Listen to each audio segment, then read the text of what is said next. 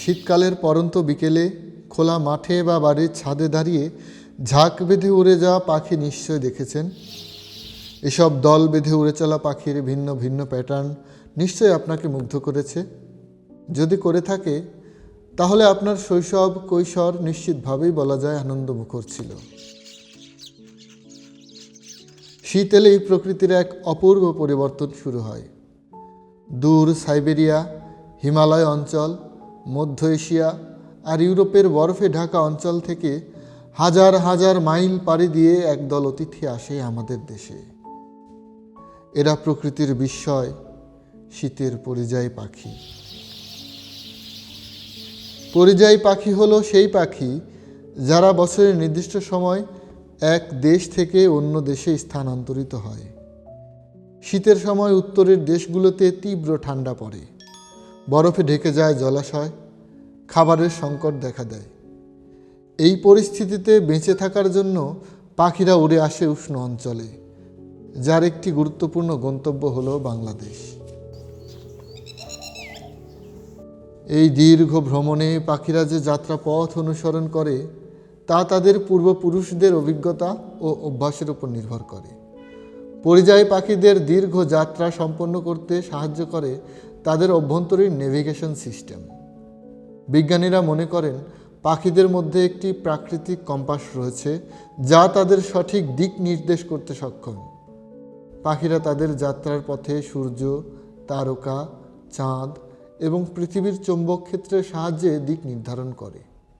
বিশেষ করে পাখিরা পৃথিবীর চৌম্বক ক্ষেত্রের পরিবর্তন অনুভব করতে সক্ষম, যা তাদের সঠিক দিক নির্ধারণে সাহায্য করে।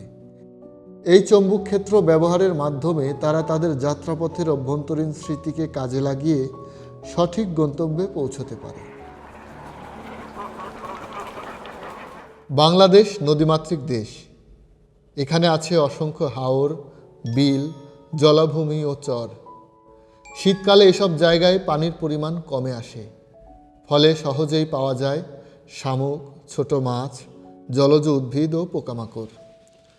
উষ্ণ আবহাওয়া ও নিরাপদ পরিবেশ বাংলাদেশকে পরিযায়ী পাখিদের জন্য একটি আদর্শ আশ্রয়স্থলে পরিণত করেছে। ঢাকা ও এর আশপাশের অঞ্চলের মধ্যে সবচেয়ে বেশি পাখির দেখা মেলে জাহাঙ্গীরনগর বিশ্ববিদ্যালয়ে। এছাড়াও সিলেটের হাকালুকি হাওর, সুনামগঞ্জের টাঙ্গুয়া হাওর ও সিলেট বিভাগ জুড়ে বিস্তৃত বিলগুলোতে দেখা যায় পরিযায়ী পাখি। আরও আছে বঙ্গোপসাগরের বিভিন্ন নদীর মোহনায় বিস্তীর্ণ চরাঞ্চল এবং পদ্মা ও যমুনা নদীর চর, যেখানে ঝাঁকে ঝাঁকে পরিযায়ী পাখির দেখা মেলে।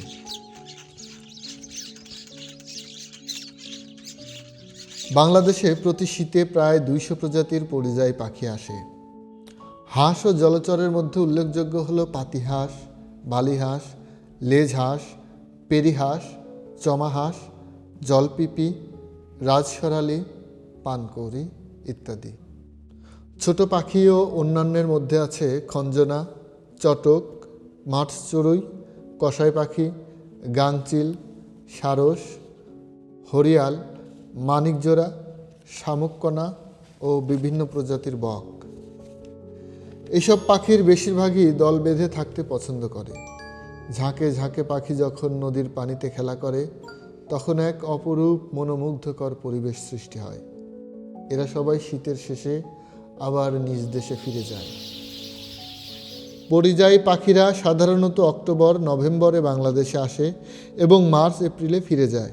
এই কয়েক মাস তারা এখানেই থাকে, খাবার খায়, বিশ্রাম নেয়, পরবর্তী দীর্ঘ যাত্রার জন্য শক্তি সঞ্চয় করে।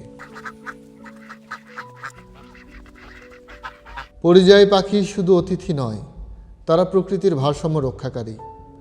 জলাভূমিতে ক্ষতিকর পোকা নিয়ন্ত্রণ করে, জলজ পরিবেশ পরিষ্কার রাখতে সাহায্য করে, জীববৈচিত্র্যের স্বাস্থ্য নির্দেশ করে। অর্থাৎ পরিযায়ী পাখি মানেই একটি সুস্থ পরিবেশের ইঙ্গিত। কিন্তু দুঃখজনক হলেও সত্য, পরিযায়ী পাখিরা আজ হুমকির মুখে।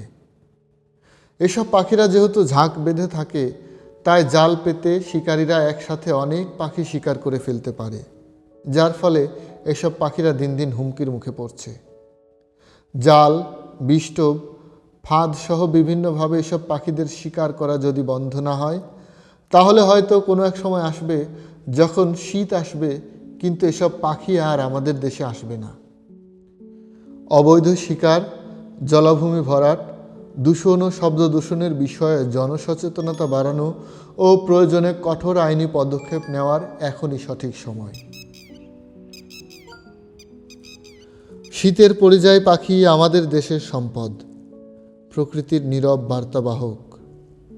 তাদের রক্ষা করা মানেই আমাদের পরিবেশকে রক্ষা করা।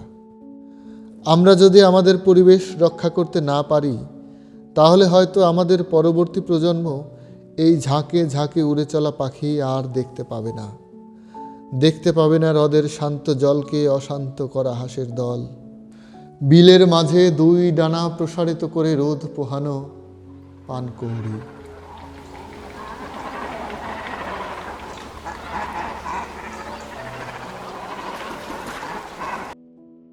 ভিডিও ভালো লাগলে লাইক করুন এবং চ্যানেলটিকে সাবস্ক্রাইব করে সাথে থাকুন।